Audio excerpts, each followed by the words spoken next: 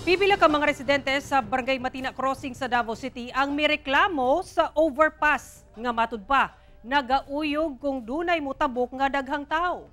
Barangay Matina Crossing nagrekomenda na sa Davao City Engineers Office nga ma-evaluate ang integrity sa maong overpass. Ani ang balitang barangay ni Kent Abrigana. Panahon nga mamalengke si Marian dinhi sa Matina Crossing sa Davao City.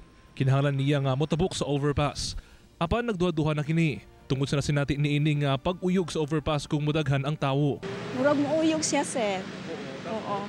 Hadlok pod kay basig naami din ha sa tunga. Pukalit og hagba.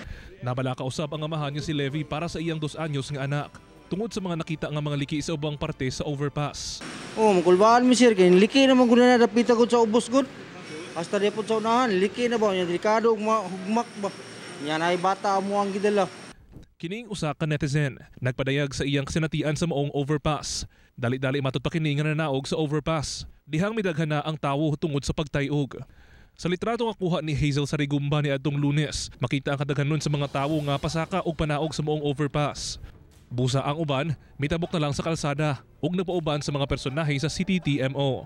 Sa pakiginabi sa GMA Regional TV 1 Mindanao kang barangay kapitan sa Matina Crossing nga si Joel Santes, gibutyag niini ang mga posibleng rason sa pag-uyog-uyog sa maong overpass. Sa lino gamay lang siya ang damage, but kato nahitabo na truck na taas kayo na sangit diha, so mo tong nakadako jud damage, no.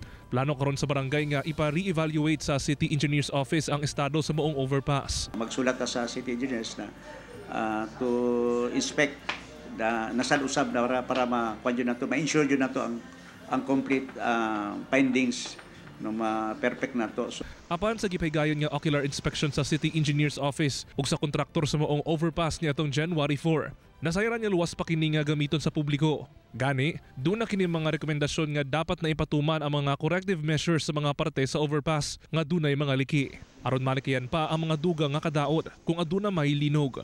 Sa karon, ginapaspasan na sa Davao City Engineers Office nga mapatuman karong bulan ang mga girekomenda nga corrective measures sa gipaygayon nga inspeksyon sa maong overpass.